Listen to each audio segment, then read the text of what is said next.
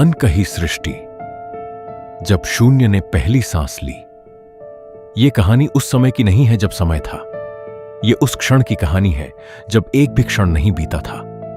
न अंधेरा था, न उजाला, न सन्नाटा था, न आवाज, क्योंकि ये सब चीजें होती कहां हैं। ये सिर्फ एक असीम गहरे सोए हुए शून्य की कहानी है। लेकिन इस शून्य में कोई अकेला नहीं था। इसमें परमेश्वर थे, लेकिन वो भी नहीं जैसा हम सोचते हैं। वो एक अथाह इच्छा थे, एक धड़कन जो अभी तक रुकी हुई थी, एक ऐसा चित्रकार जिसके पास अनंत रंग तो थे पर कोई कैनवास नहीं था। पहला दिन, चीखता हुआ सन्नाटा और पहली चिंगारी। कहते हैं परमेश्वर ने बोला, उजियाला हो, लेकिन यह कोई शांत आदेश नहीं था। यह एक ऐसी चीख थी जो उनके अपने ही अस्तित्व की गहराइयों से फूटी।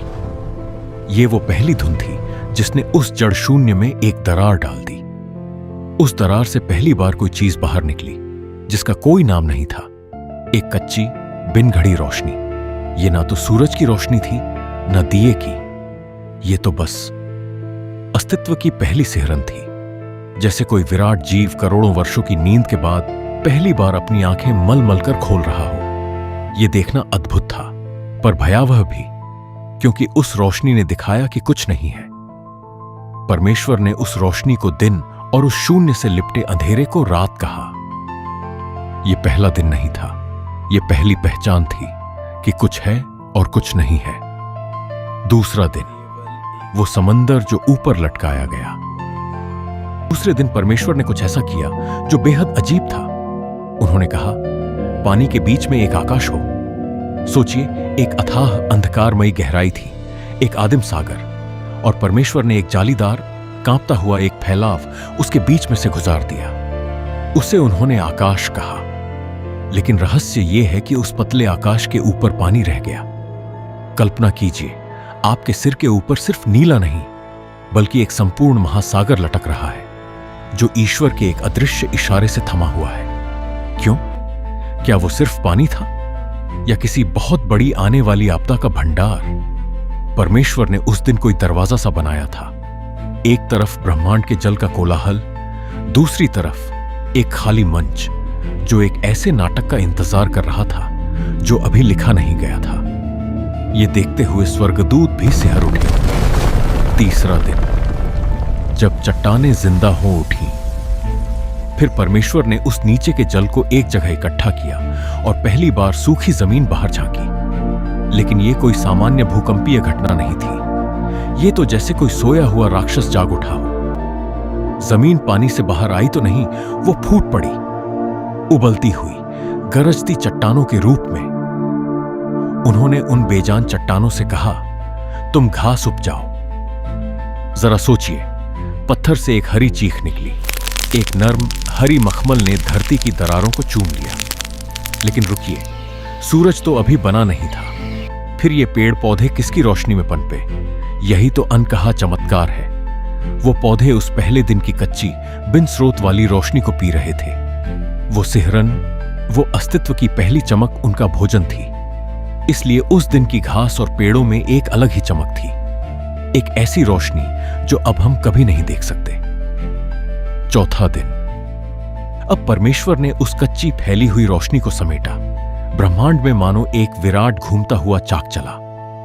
परमेश्वर ने उस रोशनी को मुट्ठियों में भरकर दो बड़े बड़े गोले बनाए और एक को एक अदृश्य डोरी से दिन का स्वामी बना दिया, दूसरे को रात का। और फिर उन्होंने वो किया जो सबसे रहस्यमय है। उन्होंने बची खुची रोशनी की छुटकी भर धूल लेकर उसे तितर बितर कर दिया। तारे बने। पर ये सिर्फ सजावट नहीं थे, ये एक संदेश थे, एक ऐसी भाषा जिसे हम भूल चुके हैं। परमेश्वर ने कहा, ये चिन्हों के लिए और नियत समयों के लिए हो। ये कोई घड़ी नहीं, बल्कि एक विशाल दैवीय यंत्र था।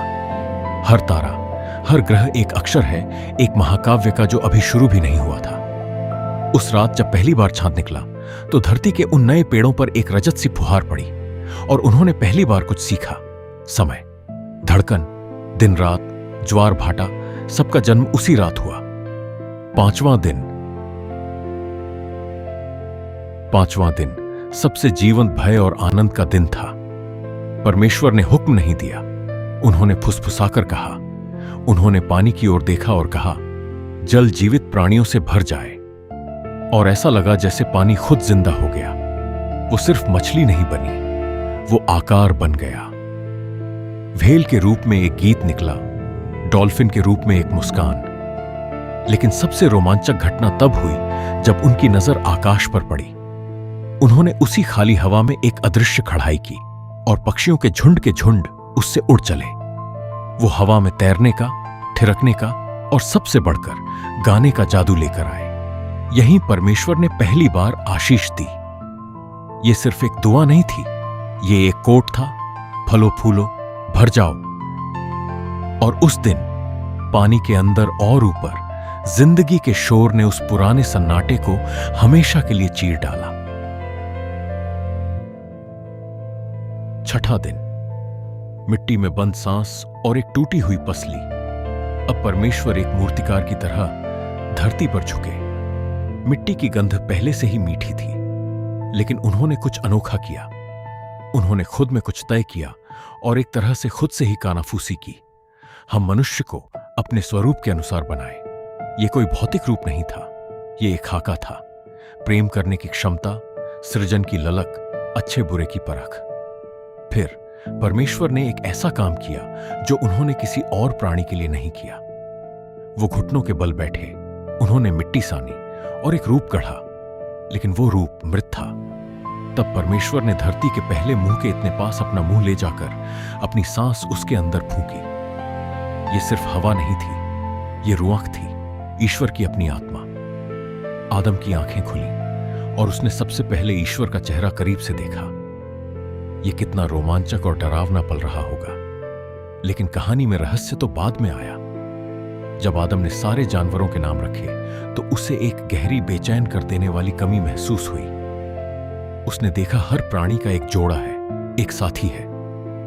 तब परमेश्वर ने एक गहरी नींद लाई, एक ऐसा सर्जिकल रहस्य जिसे आदम ने कभी होश में देखा ही नहीं।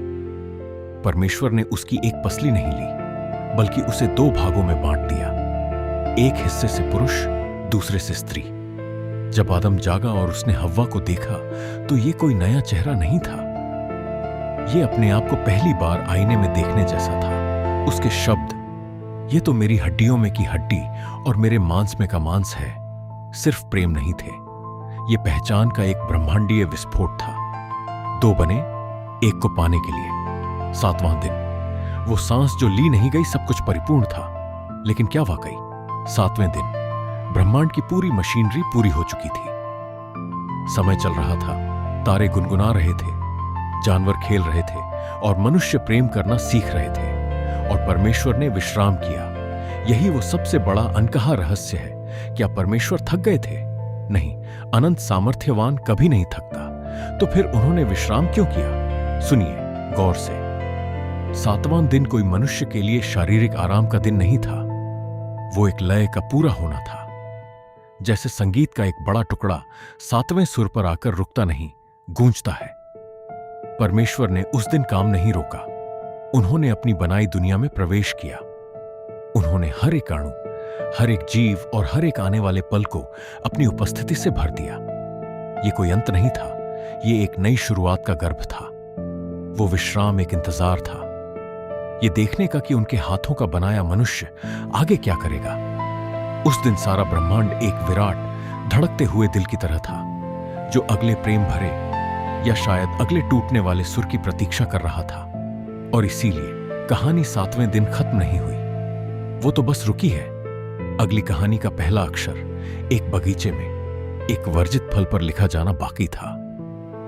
और वो फुसफुसाहट आज भी सृष्टि के कण-कण में गूंज रही है, जो उस पहली सांस की कहानी हमेशा सुनाती रहती है।